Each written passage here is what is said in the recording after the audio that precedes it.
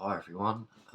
Just thought I'd give you some more info because the video I put up the other day about the council's dirty tricks is getting quite a lot of interest, and usually the videos that I make are they're for my subscribers. They are quite invested in my journey, so it's quite unusual for people that haven't been subscribed from the beginning to sort of be following me. I'm amazed by it, if anything. Say it's really generated some interest. So because of that, I'll just give you some more details. You haven't got to watch through 34 videos to get the gist of everything. It's mainly going to focus on the council here. So when I was got put into Ashford, got a job in McDonald's doing maintenance. Got some money together so I could get the tools and things. Plumber and heating engineer by trade. Because of a car accident, my gas tickets expired, and it took me a long time to recover. And then sort of I lost everything when there was the breakdown of my relationship, and I ended up first in the streets. So yeah, got money together for tools, everything, and started looking for plumbing work. And I got a job with the council. It was only a 3-month temporary contract, but get me back into the trade, get me into the swing of things. And a week before I started that, I got contacted by David Parks, and he said they were going to make a decision as to whether to end my emergency temporary accommodation or not. Yeah, someone that's absolutely traumatised from what's happened to him on the streets, to then, be told, oh, by the way, we might just take that all away from you today. Quite literally that. And I pleaded. I said, I'm starting a job next week. Pleaded, yeah. And I was in bits. I was so scared. Didn't know what was going to happen. And I contacted Lorraine, and she got hold of him, and she really let him have it. Really let him have it. Saying, the trauma this guy's been through. Just phone him and say that. Oh, what's wrong with you? And she said, from now on, deal with me. I'll be the intermediary because what you're doing to him is really damaging him. So then finally, he just doesn't heed that. I'll get a phone call at 5 to 5. Oh, we're gonna keep you there for now. Or we're gonna try and find you something more permanent. Yeah. Okay, relief. So again, well aware that I'm working. So he then contacts Lorraine and says, "Oh, we've got somewhere for him. It's going to be in Canterbury. It's going to be coming up soon, and it was going to be my place, yeah, because these shared places they're still temporary accommodation." And she said, "You can't put him in Canterbury. You cannot put him in Canterbury." She said, "Maybe the outskirts, but you can't put him in the city centre." Which, yeah, all due respect to her for that, definitely. So then she told me, it's like, it's something permanent coming up, i.e. like my own one-bedroom flat. And the reason I haven't gone and rented privately is because A, I can't afford it. Like, the rents are just astronomical. And B, I can't have hanging over my head that in 6 months' time I might be homeless again because landlord wants to sell, landlord wants to put the rent up. Like, I'm nearly 41 years old. I just want some stability. That's all I want. I've worked all my life. I've paid taxes. I know it's such a cliche to say, but I have. And I'm just asking for a little bit of help back. That's all. I'll pay the rent. Just need my foot in the door, my own door. Like, I can't share with strangers after everything that's happened to me. Noises in the night scare the hell out of me. People scare the hell out of me. And it's hard enough. The place in Ashford with the strangers there, and the noises and the things everyone makes. I'm always on edge. I don't sleep. It's hard, and it's not me being a baby. It really isn't. It's just everything that has happened to me has taken its toll. It really has. And I consider myself to be quite a strong person. I really do. So yeah, back to the point. So then I got the phone call from Lorraine saying that, they're going to be offering me something permanent. Yay, brilliant. And then my temporary contract, obviously with my job, is now finished. So this is some irony in this here. stop my housing benefit because of a change in my circumstances. Well, actually, technically there isn't, because I'm now unemployed. So I'm trying to get work, but it's not easy, because in the industry that I work in, to get a job PAYE with a van and everything, majority of companies don't just do plumbing; they do plumbing and gas. So you need to have your gas tickets. Unless you're self-employed, then you can subcontract, do site work, do whatever. So I thought, I need to get my gas tickets back, and then I can have my career back, and I can go and rent somewhere and not have that worry, and be able to afford it. Because simple fact is, 6 months, if they do decide they want to sell, I know that financially I'll be in a position where I can get something else.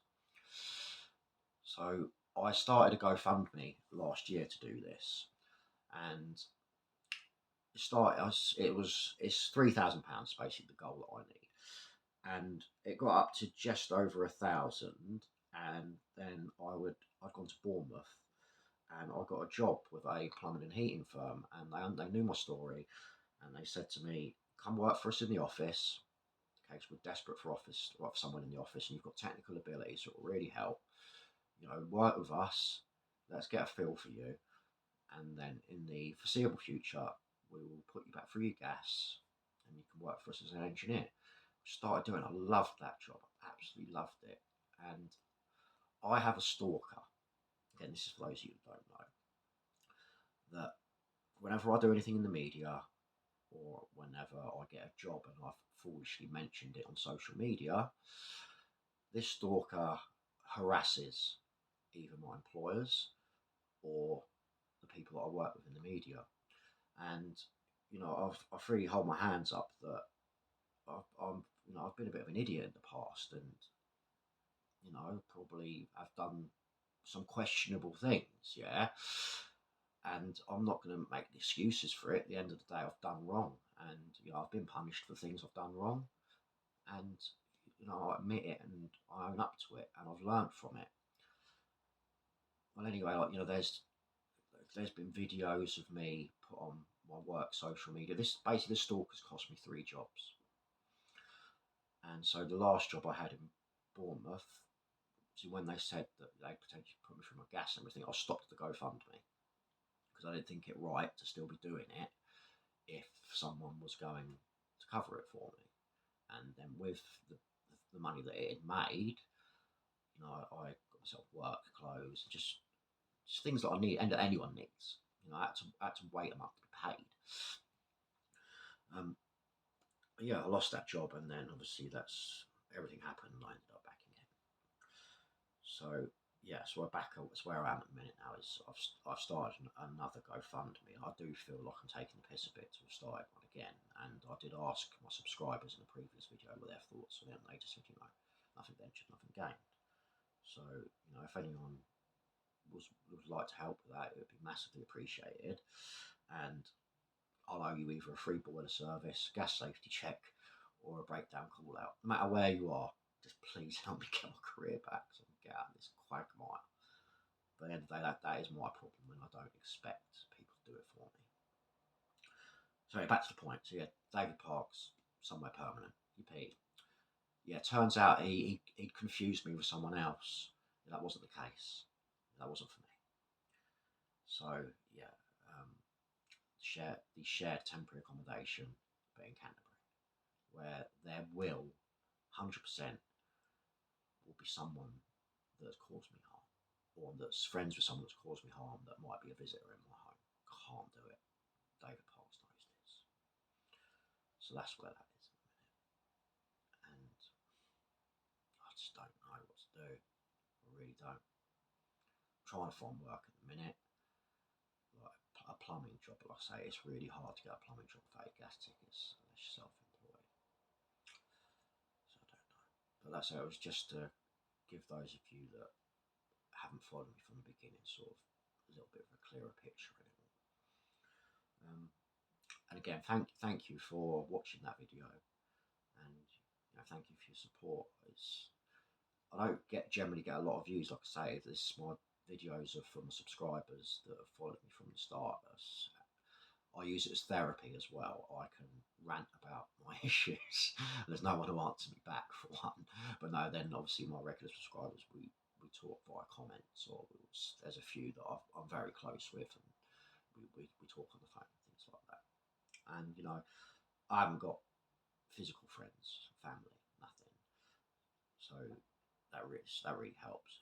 And there are contacts for me. My WhatsApp and my email is in the description, my channel description. So if anyone fancies a chat, or if anyone's suffering with homelessness and wants some advice, I'll do my best for you. I really will. I'm filming with ITV Wednesday the 15th of November.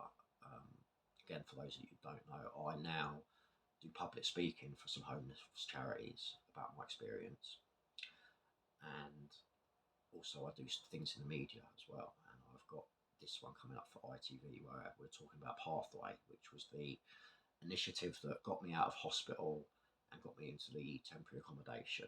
It was a pilot scheme when I was in hospital, and it's now a proper scheme that's slowly being rolled out into more places. And it's why ITV are doing it, because hopefully the coverage will get it hopefully rolled out nationally. And I'm essentially quite a success story for it, because they proved that this guy came out of hospital, he didn't go back to the streets. He's managed, he could sort himself out, which that's all I needed, was just a little bit of stability. And now, obviously, this isn't Pathway's fault, but now the council are doing what they're doing, so they're just, excuse my language, shitting on all of Pathway's progress. So I don't know if ITV will want to talk about that or not, but Pathway is amazing. It's last count, it was 63 people that have been in hospital and that have the risk of being homeless or were going to be discharged to the streets. 63 people didn't have to go to the streets. So that's amazing. That is absolutely amazing. That's all I've ever wanted, is to make a difference. And I will speak for these charities until I'm blue in the face, because they saved my life at the end of the day. All right, big love. I've put a link to the GoFundMe in the description. I hate asking. I really hate asking. But if anyone can help and want to help, it will be going to a good cause. I promise you that. Because I could be in a position where I maybe will be able to take someone off the streets, teach them a trade, get them in that position. They could take someone off the streets, teach them a trade. It can snowball, and I will do that, because as I always say, I don't want another human being to ever go through what I went through. All right, big love, and speak soon. Bye.